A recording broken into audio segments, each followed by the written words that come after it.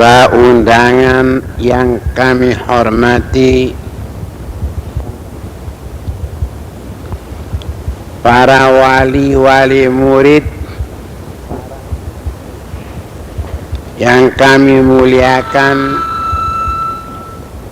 para alumni-alumni, baik siswa atau siswi yang kami cintai.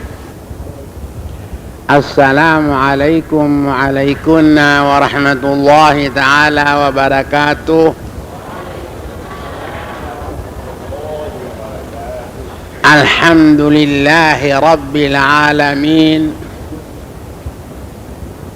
Ahmaduhu subhanahu wa ta'ala wa as'aluhu an yaj'alana minal ulama'il amilin. أشهد أن لا إله إلا الله وحده لا شريك له الملك الحق المبين وأشهد أن سيدنا محمدا عبده ورسوله الصادق الوعد الأمين اللهم صل وسلم وبارك على حبيبك ورسولك سيدنا محمد وعلى آله وأصحابه وجميع أصفيائك أما بعد. Hadirin yang berbahagia, pertama-tama marilah kita memanjatkan puji dan syukur kehadrat Allah subhanahu wa ta'ala bahwa pada hari yang cerah ini dengan izinnya lah kita dapat bermuajahah, bertemu muka untuk suatu kepentingan kita bersama, yaitulah untuk melepaskan anak-anak kita dari pondok pesantren Al-Islahuddini yang telah tekun belajar di dalamnya. Ada yang 6 tahun, ada yang 3 tahun, malahan ada lebih dari itu. Pertama-tama saya menyampaikan syukur dan terima kasih khususnya kepada pengasuh-pengasuh murid-murid kita yang berada di dalam lingkungan pondok pesantren Al-Islahuddini, sehingga sekarang ini kita dapat melepaskan al-fauju yang saya tidak tahu. Maksud saya dari mulai merasa ini didirikan yaitu pada tahun 1942 yang saya cantumkan di dalam bait yang berbunyi tarikhuha teman tuhib khudawadin fahsub tusib. Khudawadin, coba saudara hitung berapa nuktah angka didapatnya kalimat khudawadin, yaitulah 1942 atau kalau dengan tahun Hijriah 1363. Nah, begitulah lamanya madrasah ini sampai sekarang 47 tahun dengan mendapat suka dan duka. Tetapi kedukaan itu dengan pertolongan Allah selalu dapat dihindarkan. Sehingga sampai sekarang yang saudara buktikan bangunannya yang saya sendiri tidak menjadikan dia kemegahan hati, tetapi untuk tahadus bin ni'mah yang disebut di dalam surat Wadduha, wa amma bi ni'mati rabbika fahadits. Sekarang saja di belakang kantor gedung ini sedang dibangun asrama dan lokal belajar yang panjangnya 90 meter dengan luas 12 meter. Itu tidak lain dan tidak bukan hanyalah pertolongan dari Allah Subhanahu wa ta'ala, yang saya sendiri minta dari saudara-saudara doa restu kepada Allah Subhanahu wa ta'ala agar bangunan mana segera dan terlaksana di dalam waktu yang sesingkat-singkatnya. Hadirin dan hadirat yang berbahagia, saya ucapkan syukur terima kasih kepada undangan yang mengisi undangan kami untuk pelepasan alumni-alumni kita pada hari ini. Begitu juga yang kedua kali saya menyampaikan syukur dan terima kasih kepada para wali murid yang membuktikan anaknya sekarang ini sudah mendapat pengelepasan, akan kembali kepada tempat semula bersama dan bergaul dengan para keluarganya. Yang ketiga, saya tujukan kepada alumni-alumni yang dilepas pada hari ini untuk kembali ke kampung halamannya dengan menggondol ilmu yang kalian telah terima di pondok pesantren ini. Hadirin dan hadirat yang berbahagia, bahwa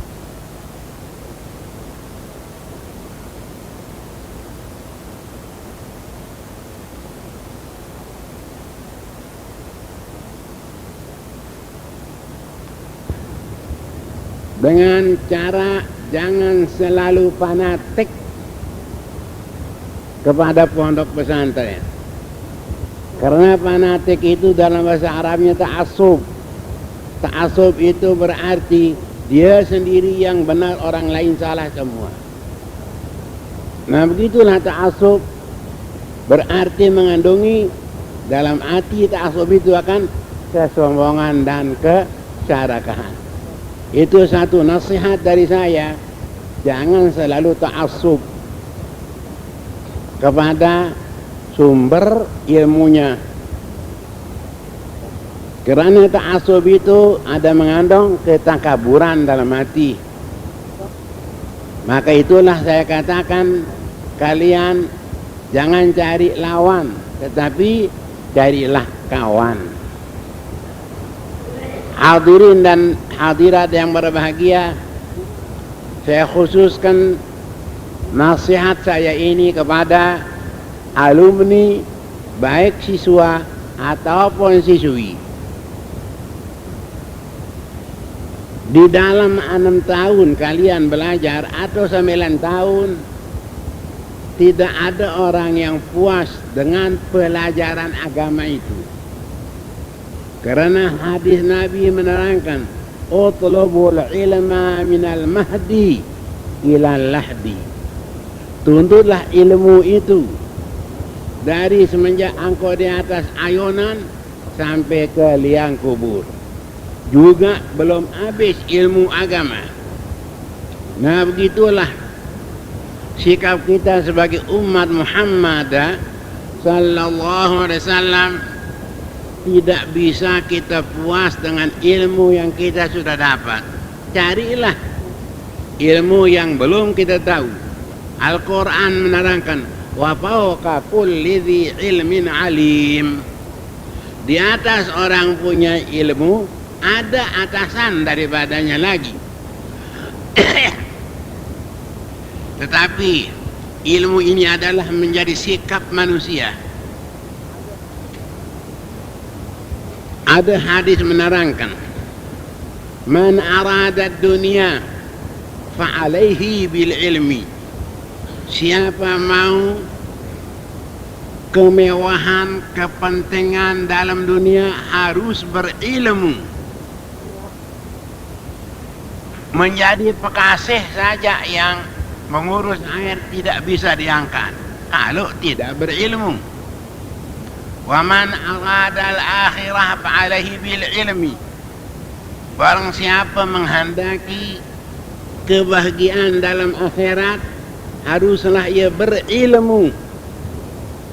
Tidak ada orang dapat bahagia dalam akhirat kalau orangnya jahil. Kemudian yang ketiga, wa man aradahuma fa'alaihi bil ilmi. Barang siapa menghendaki keselamatan dunia, kebahagiaan akhirat, harus dia berilmu. Hadirin dan hadirat yang berbahagia, ilmu yang bermanfaat disebut di dalam Al-Quran dengan kata al-hikmah. Coba cari tafsiran al-hikmah, ditafsirkan oleh Syekh Jalaluddin Abdul Rahman As-Suyuti dengan arti al-ilmun nafi'. Hikmah munafi', ilmu yang bermanfaat.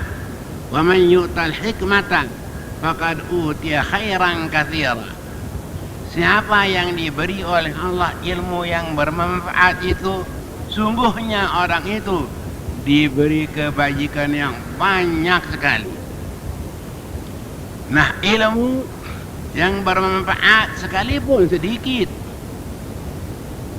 dapat mengundang, mendatangkan ilmu-ilmu yang tidak pernah kita pelajari.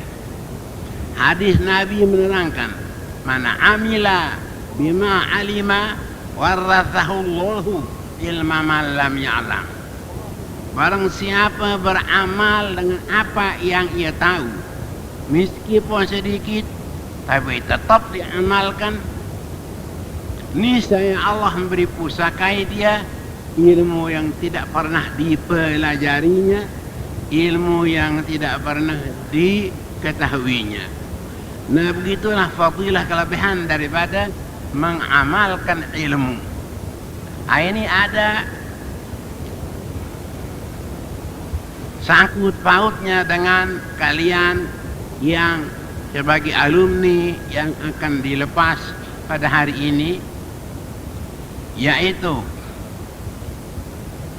bukan arti pondok pesantren melepas kalian baik siswa ataupun siswi untuk dilepas seperti binatang lari ke dalam hutan, yaitu menjalankan kemauannya sendiri.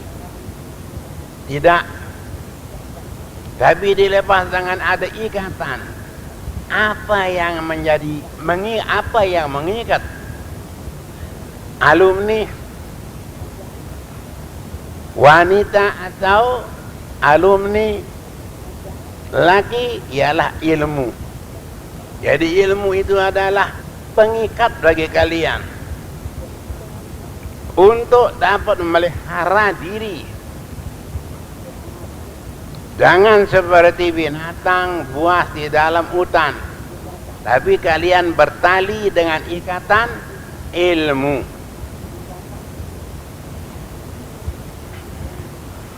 Nah, ilmu yang sedikit kalian dapat itu amalkan untuk dirimu sendiri. Niscaya nanti Allah akan menambahkan ilmu yang tak pernah kalian pelajari. Begitulah arti hadis yang baru, man amila bima alima warathahu Allahu ilma ma lam ya'lam.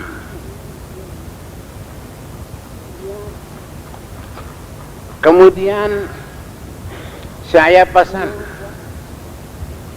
baik siswa atau siswi yang akan kembali ke dalam lingkungan masyarakat, perbaikilah dirimu sendiri. kalian adalah orang terhormat dengan sebab keluar dari tempat suci ialah pondok pesantren yang dipandang oleh masyarakat dengan mata penghormatan. Kemudian peliharalah lingkungan kalian sendiri, keluarga kalian. Ajaklah dia dengan apa yang kalian dapat di pondok pesantren ini untuk melihara diri, menjauhkan larangan Tuhan dengan mengerja perintah-perintah Tuhan. Sudah, kalian perbaiki diri sendiri, lingkungan kalian, terjunlah kepada masyarakat. Memang kita umat Islam harus begitu, terjun kepada masyarakat untuk demi kepentingan dan kebaikan masyarakat. Amar bil ma'ruf, nahi anil munkar. Quran menerangkan, wal takum minkum ummatun yad'una ilal khair wa ya'muruna bil ma'rufi wa yanhauna 'anil munkar. Harus ada di antara kamu umat Islam golongan yang mengajak kawannya mengerjakan kebajikan dan menyuruh orang-orang lain dengan mengerjakan kebajikan dan melarang orang lain mengerjakan larangan Tuhan, barang mungkar. Ini harus kita jadikan dia sikap tiap-tiap hari. Kemana kita berjalan, banyak barang-barang mungkar kita lihat yang tidak dibenarkan oleh syarak agama Islam. Bagaimana sikap kita itu supaya selamat daripada azabullah, daripada ancaman Tuhan. Hadis menerangkan, Nabi menerangkan, man ra'a minkum munkaran falyughayyirhu biyadihi fa illam yastati' fa bilisanihi fa illam yastati' fa biqalbihi wa dzalika adhaful iman. Barang siapa mengetahui, bukan melihat saja, ini dalam ilmu nahwu disebut dengan nama ra'a ilmiah. Barang siapa mengetahui ada suatu barang mungkar dikerjakan orang, apabila kita mengetahui juga apabila kita melihat, harus dia mencegahnya dengan kekuasaan, dengan tangan. Kalau kuasa, kalau bisa. Tetapi kalau tidak bisa, harus mencegahnya dengan ucapan dan dengan suara dan dengan lidah. Kalau bisa juga ini. Nah, ini tugasnya alim ulama seperti Tuan Guru Haji Izzuddin, Tuan Guru Haji Salahuddin. Nah, ini tugas kita, Tuan Guru Haji Muhib. Barang mungkar kita jelaskan dengan ucapan, dengan lidah, dengan suara, dengan pengajaran, dengan pengajian. Seperti yang tadi banyak kita lihat barang mungkar, kita tidak tahu itu orang kalau dari jauh apakah dia laki dan atau dia perempuan. Ini suatu pakaian mungkar ini, karena kita orang laki harus berpakaian sebagai laki-laki. Orang perempuan harus berpakaian seperti orang perempuan, supaya kentara dari jauh itu orang laki atau itu orang perempuan. Sehingga sebagian mazhab mengharamkan menyukur jenggot, karena jenggot adalah syiar tanda orang lelaki. Banyak ulama yang mengharamkan menyukur jenggot itu, karena jenggot adalah tanda orang laki. Jadi kalau menyukurkannya menyerupakan dia dengan perempuan. Ada orang yang mengharamkan, sedikit orang yang menghalalkan menyukur jenggot itu. Dan begitu juga barang mungkar kita lihat banyak anak-anak muda memakai kalung di lehernya. Kadang-kadang memakai anting-anting seperti perempuan. Nah itu barang mungkar. Karena menyerupakan diri dengan golongan lain adalah haram. Laki menyerupakan dengan perempuan haram. Perempuan menyerupakan dengan laki haram. Orang Islam merupakan dirinya dengan orang kafir juga haram. Baik kelakuan atau pakaian. Banyak karena orang-orang Islam berpakaian seperti pakaian orang Bali itu haram, dia tidak tahu itu. Nah harus diberitahu dan diberi penjelasan oleh tuan guru. Kemungkinan sekarang itu ya agamanya orang Islam sudah dangkal. Apalagi kalau kita dengar sekarang banyak turis-turis dari barat masuk ke Lombok, khususnya pada tahun ini dan pernah terjadi pada tahun duluan. Hingga berani mereka membeli satu area tanah 5 juta, 6 juta dan sekalian pantai. Sudah ada desas-desus kita dengar mereka akan merestorankan orang Indonesia dalam tempo 50 tahun. Sudah semua Indonesia menjadi kerestoran.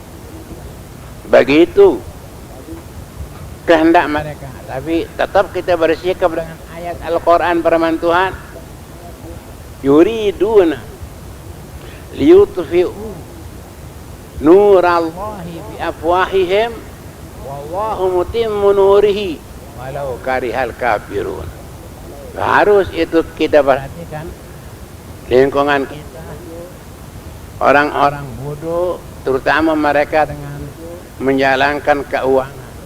Hebatnya dalam surah kabar akhbarul alamul islami yang dikeluarkan oleh Rabitatul Alamul Islami berbunyi, Juyusul Munassirin Tabzu Indonesia, angkatan orang-orang pengkristenan sekarang nyerbu ke Indonesia. Sekarang sudah kelihatan itu. Nah begitulah harus kita hati-hati. Maka dari itu harus kita dalami akidah Islamiyah agar jangan sampai tertarik oleh arus yang datang dari barat ini. Ini wajib kita nasihat kepada kawan-kawan kita, khususnya umat Islam. Karena agama kita, agama Islam ini Nabi menerangkan ad-dinun nasihah. Pokok agama Islam itu adalah nasihat. Apa arti nasihat? Nasihat ditafsirkan dengan tafsiran iradatul khair lil ghair. Nasihat menghendaki kebaikan bagi orang lain. Kita nasihat kepada seorang tentunya bukan karena kita mau uang, tetapi untuk supaya yang lain kita nasihat itu mendapat kebaikan. Itulah nasihat. Kemudian seorang sahabat berkata, "Qulna ya Rasulullah, liman?" Untuk siapa nasihat itu? Nabi bersabda, jawabnya, qala lillah, nasihat bagi Allah. Bagaimana kita bernasihat bagi Allah? Yaitulah dengan kita junjung perintahnya dan menjauhi segala larangannya. Agar kita berusaha sedapat mungkin takarub, mendekatkan diri kepada Allah, karena Allah berfirman, inna akramakum indallahi atqakum.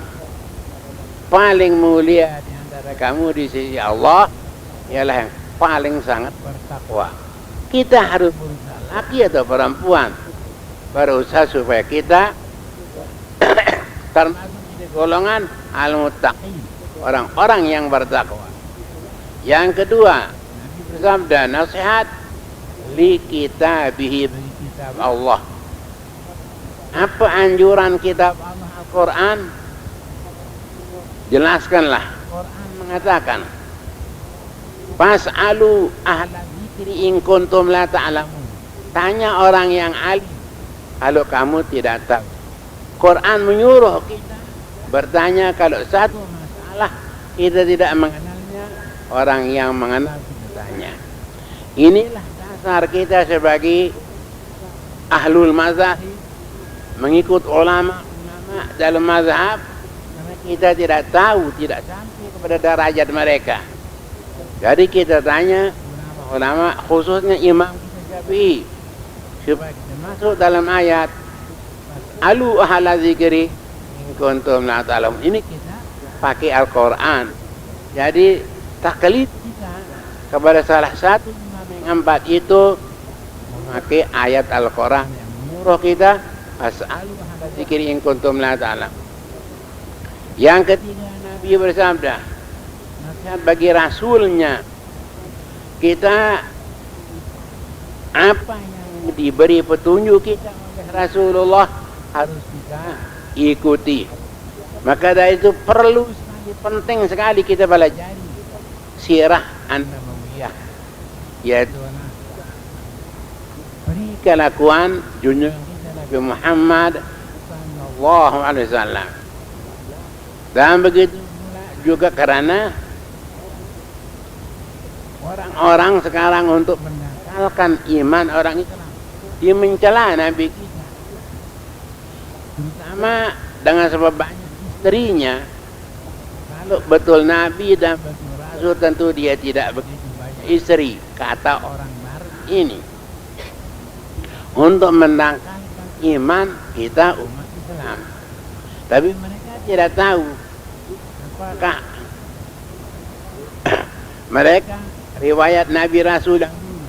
Nabi Daud sendiri istrinya 100, bukan 9. Nabi Sulaiman sendiri istrinya bukan gundik, istrinya 300 wanita. Tapi Nabi kita yang 9 itu dicelanya. Sedang lagi Nabi kawin dengan istri 9 itu, yaitu kasihan yang mereka. Misalnya seperti istri yang kedua, Ummul Mukminin Siti Saudah bin Zum'ah, itu Saudah itu dia mati suaminya, kemudian kalau tidak ditampung oleh Nabi kembali kepada ibu bapaknya masih kafir, segera Nabi mengambilnya agar melihara agamanya dan keislaman. Lagi Salamah di Madinah Al-Munawwarah, suami Abu Salamah meninggal dunia, mati perang syahid di perang Uhud. Anaknya ada 3. Segera Nabi sudah habis eddahnya, coba ada yang menampung dia di dalam negeri orang, transmigrasi di Madinah. Nah begitu Nabi, bukan dia menjalankan kemauannya, kehauan punya, bukan seperti kita. Kalau kita ini dia mau kawin tapi ada yang tidak berani, seperti Tuan Guru Haji Udin, wah monjol dia mau kawin tapi dia tidak berani. Mengapa dia mau kawin? Itu seperti kuda, dia ewer. Manusia semakin tua semakin ewer. Nah ini menerangkan masa, pasti dia benar. Begini kata Nabi, Syaba yashibu bunu Adama yashubbu ma'ahu khaslatani.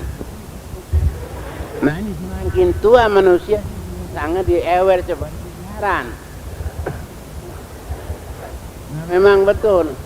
Jadi orang sekarang itu Tuan Guru sekarang kenapa banyak Tuan Guru ikut Nabi? Tuan Guru kalau ikut Nabi yang balu-balu kan masih ganteng-ganteng bielenya, bukti bohongnya itu. Begitulah umat Islam harus perhatikan diri kita sendiri dan perhatikan lingkungan. Jangan kita mau sendiri, tapi berusaha supaya lingkungan juga dapat keselamatan, terutama keselamatan dunia dan akhirat. Dan ayat Al-Quran yarfa'illahu bukan tahu tidak. Yarfa, jawab yang sebelumnya. Yarfa'illahu amanu minkum walladzina utul ilma darajat. Allah meninggikan orang yang beriman daripada kamu dalam yang diberi ilmu. Dari ketinggian ada dua. Iman saja, ilmu tidak dapat ketinggian. Ilmu banyak, iman tidak ada ketinggian. Yang mendapat ketinggian baik ini siswa iman dan iman kuat dan ilmu banyak, inilah mendapat ketinggian dunia akhirat. Coba kita lihat di antara tabi'in Al-Ikrimah. Ikrimah ini hamba duluan. Kemudian dihadiahkan oleh tuannya kepada Abdullah bin Abbas. Menjadi ulama besar dari Ikrimah ini. Nah itu dia beriman dan ilmunya sehingga raja-raja tunduk kepadanya.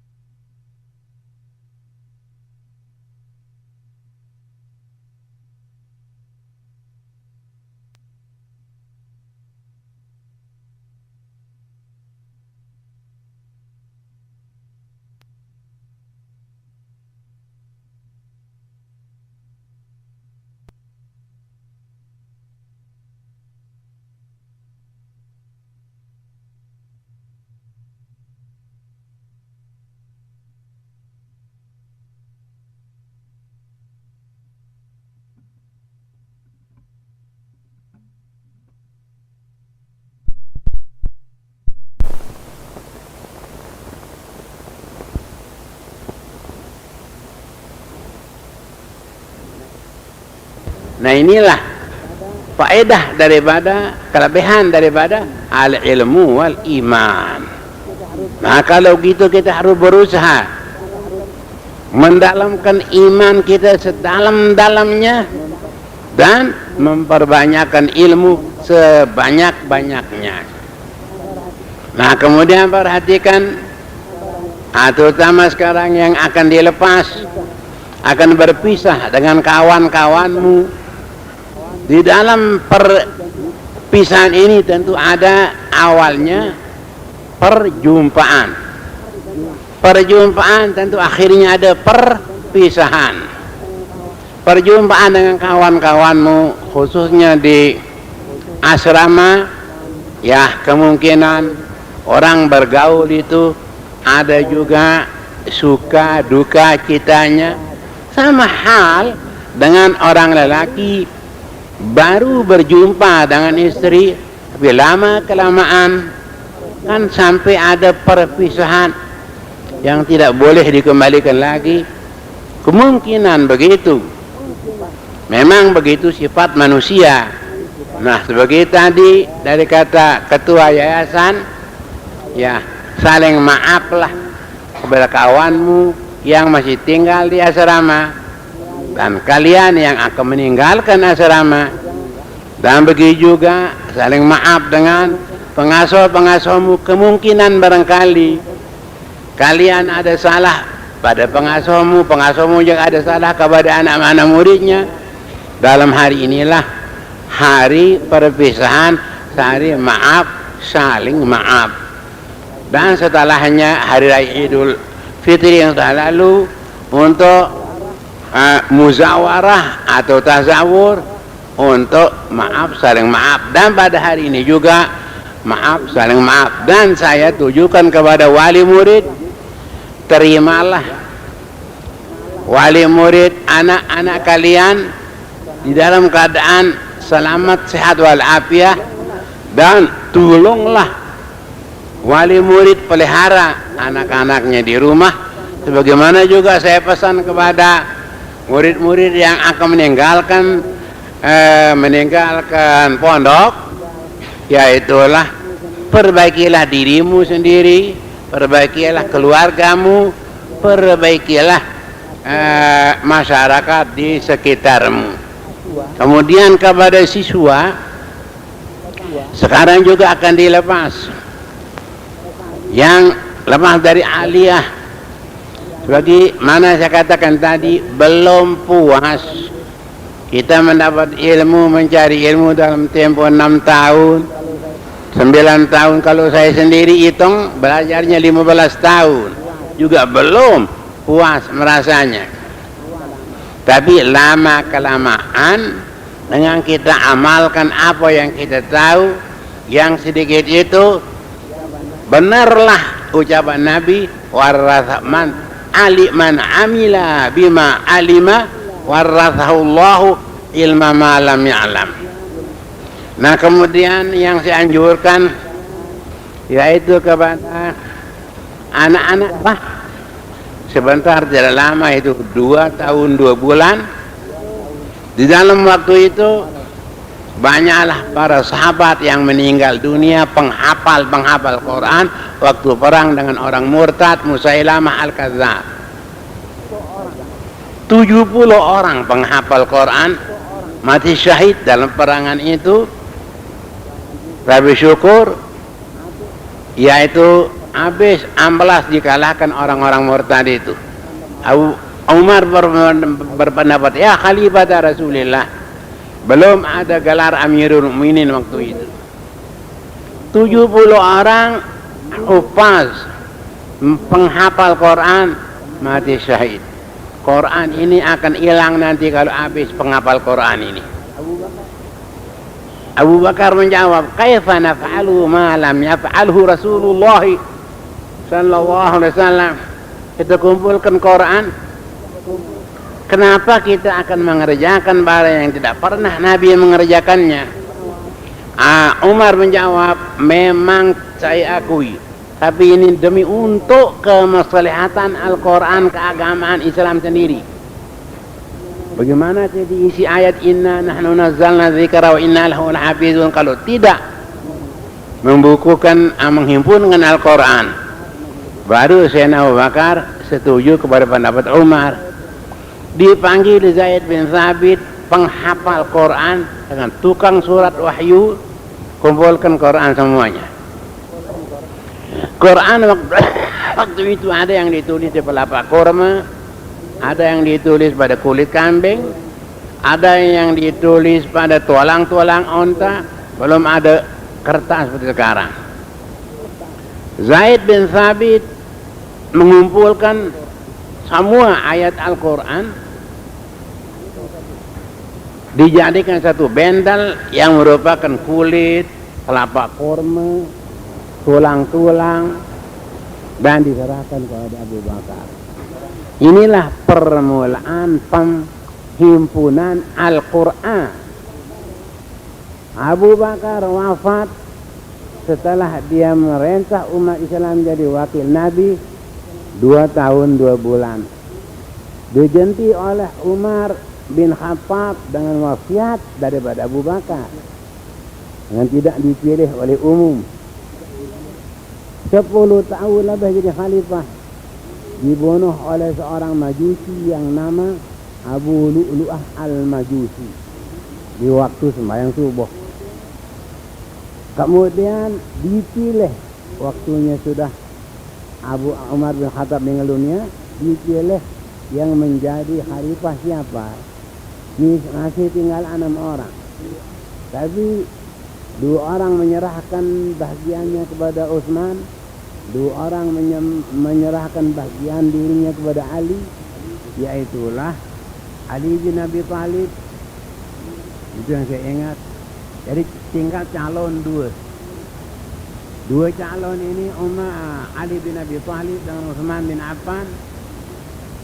Tidak seperti sekarang memilih masuk ke dalam kota, tidak, dikeliling dengan menutup mukanya. Nutup muka bahasa Arab namanya lisan dengan sorban, hanya penggitan dua matanya saja, keliling di Madinah. Siapa kiranya yang menjadi khalifah sekarang? Tanya orang-orang. Dia dapat mengumpulkan suara terlebih banyak yang setuju kepada Utsman. Maka dari itu dia panggil Ali bin Abi Thalib. Belum dia menceritakan suara yang dia dapat. Kalau saya baiat kepada saudara harus memakai Quran dan hadis dan sirahnya Abu Bakar dengan Umar. Mau apa enggak? Mau. Utsman dikatakan begitu juga. Kemudian diterangkan suara yang terbanyak saya dapat dari masyarakat umum ialah Utsman bin Affan. Saya sendiri menjadi wakil daripada mereka untuk mengangkat Utsman bin Affan menjadi khalifah ketiga. Nah, waktu itu Umar bin Khattab jadi khalifah. Pembesar orang Quraisy ditahan di negeri Madinah, tidak dikasih merantau ke Irak, ke Baghdad, ke negeri Syam. Tetapi Sayyidina Utsman menjadi khalifah, dibebaskan siapa yang mau ke Syam boleh, ke negeri Irak boleh, ke Mesir boleh. Timbullah percecokan antara pembaca Al-Quran. Karena semuanya membaca Al-Quran ini dapat riwayat dari Nabi. Sedang ada hadis menerangkan Al-Quran unzila ala sab'ati ahruf. Quran diturunkan atas 7 huruf. Maksudnya tafsir Quran ini pembacaannya dengan bermacam-macam bacaan. Sehingga pada Fatihah saja bermacam-macam bacaan, tapi riwayat daripada Nabi semua. Ada yang membaca Maliki Yaumiddin, ada yang membaca Maliki Yaumiddin, ada yang membaca Ihdinas Siratal Mustaqim, ada yang membaca Ihdinas Siratal Mustaqim. Jadi di negeri-negeri besar yang telah dikalahkan, bercecokan sahabat-sahabat cara membaca Al-Quran, turunlah pemerintah daripada Utsman bin Affan menghimpunkan Al-Quran yang semua ditulis oleh sahabat itu dan dibakar.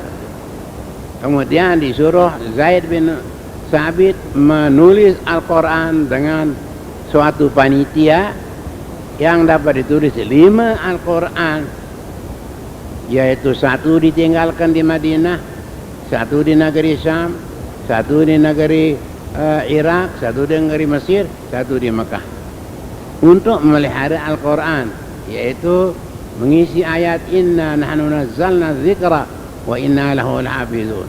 Nah, sekarang pondok pesantren Ali Salahuddin ini mengadakan satu bagian tahfizul Quran supaya menjadi pendukung daripada ayat inna nahnu nazzalna dzikra wa inna lahu lahafizun. Syukur alhamdulillah, sekarang sudah barangkali ada lebih daripada 40 anak kita. Ada yang sudah menghafal 12 juz, ada yang 10, ada yang 9. Nah, saya anjurkan yaitu di mana saja bapak-bapak wali murid, kalau ada anaknya yang sudah lancar membaca Al-Quran, masukkanlah dia di madrasah tahfizul Quran yang dipimpin oleh anak saudara saya Haji Yusuf Abdul Sattar. Waktu saya bersama di Mekah dengan dia mulai tahun 37 dan seterusnya, belum perang itu, dia mendapat ijazah penghafal Quran dari madrasah As-Sulatiyah. Jadi gurunya yaitulah Syekh Umar Hamdan, ada bawa ijazah pulang. Nah, begitulah, mari sekarang kita perkembangkan penghafalan Al-Quran ini supaya kita juga yang menganjurkan, yang punya anak masuk dalam ayat inna nahnu nazzalna dzikra wa inna lahu lahafizun.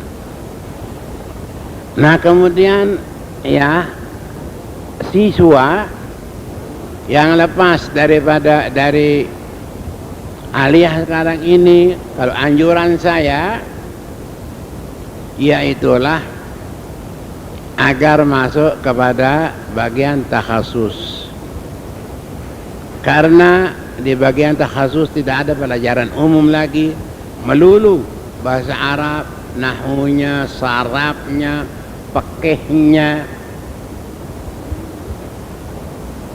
dan banyak lain-lain lagi, arut untuk menimbang syair-syair dalam bahasa Arab. Nah begitulah anjuran dari saya. Waktu saya di Jakarta tahun 1989 saya ingat, dapat saya diajak ke pondok pesantren Syafi'iyah di Jatiwaringin namanya. Pondok pesantrennya dalam kota yaitulah Matraman, tetapi sudah pondok pesantren besar sekali. Dia sana menerangkan banyak murid-murid yang lepas dari AIN, dia kata itu. Tapi suruh baca kitab kuning tidak bisa, kata dia. Maka dari itu di pondok kami ini, kata beliau itu, tapi sudah meninggal sekarang, Abdullah Syafi'i itu, saya akan mengajar seperti saya mengaji dulu, Arab, Al-Kalamu, Al-Lawzu dan seterusnya. Dia mengatakan banyak murid-murid keluar dari AIN belum bisa membaca kitab kuning, kitab yang gondol tidak ada barisnya, itu yang dikatakan di kitab kuning itu. Nah jadi jika sudah lepas dari AIN, sudah ahli anak-anakku untuk membaca kitab kuning. Nah begitulah anjuran dari saya. Ya boleh juga masuk ke IN dan sebagainya, tetapi ingat belum bisa benar-benar membaca kitab kuning itu. Nah untuk nasihat daripada saya cukuplah sekian kepada anak-anak murid siswi yang kami cintai, begitu juga kepada siswa yang kami cintai. Perhatikanlah nasihat saya ini, khususnya bawalah dirimu dengan sebaik-baik pembawaan agar ilmu yang ada pada dirimu itu dapat dihormati orang. Tapi jangan untuk menyanjungkan diri, menjadikan dia kebanggaan, itu tidak boleh. Tawadhu'lah kepada orang-orang, khususnya kalau kita menghadapi orang banyak itu ada 3 cara. Karena banyak orang lebih tua daripada anak-anakku, anggaplah dia sebagai bapak, hormati dia. Ada yang sebaya dengan anak-anak, anggaplah dia sebagai saudara, tolong saling tolong. Ada juga banyak anak yang kecilan umurnya daripada anak-anakku, itu anggaplah dia sebagai anak kalau kecilan. Kalau begitu kita menghadapi masyarakat, pasti kita akan mendapat penghormatan daripada masyarakat. Kalau mendapat penghormatan, sudah barang tentu ada faedah daripada ilmu yang kalian dapat di pondok pesantren Al-Islahuddin ini, yang sudah berapa rombongan keluarnya di dalam tempo 47 tahun. Terutama yang di dekat saya ini Tuan Guru Haji Muhibullah, yaitulah dia Al-Fawjul Awal, rombongan pertama. Masih madrasah Boro di sebelah barat, pondoknya di Balai Babu Simah. Nah begitulah Al-Fawjul Awal. Tetapi kita membangun madrasah ini tidak ada beda dengan pertanian. Coba lihat, kalau tanam tembakau kecil sekali bijinya, kemudian dia berdaun 2, 3 sampai kalau sudah dipindahkan ke sawah besar-besar daunnya. Nah begitu juga pondok pesantren asalnya kecil, tapi lama kelamaan akan menjadi besar. Itu semuanya dengan pertolongan Allah Subhanahu wa ta'ala. Meskipun besar, tidak boleh kita jadikan dia kebanggaan atau kesombongan atau ketakaburan, tapi harus tetap, yaitulah merendahkan diri. Hadis Nabi menerangkan, uhya ilayya antawada'u, aku diberi wahyu oleh Allah, yaitu harus menghormati kepada kawan. Nabi sendiri sangat hormat, mau apa lagi kita kepada kawan. Nah begitulah, sedang Quran menerangkan, laqad kana lakum fi rasulillahi uswatun hasanah. Kalau Nabi menghormati sahabatnya, kita harus menghormati kawan kita. Maka dari itu saya katakan tadi, Ali Salahuddin ini tidak mencari lawan, tapi mencari kawan banyak mungkin. Nah sekianlah untuk nasihat dari saya. Mudah-mudahan kiranya kepada anak-anak yang kami cintai, begitu juga kepada wali-wali murid, mendapat faedah daripada keterangan saya ini. Wabillahi taufiq wal hidayah. Wassalamualaikum warahmatullahi ta'ala wabarakatuh.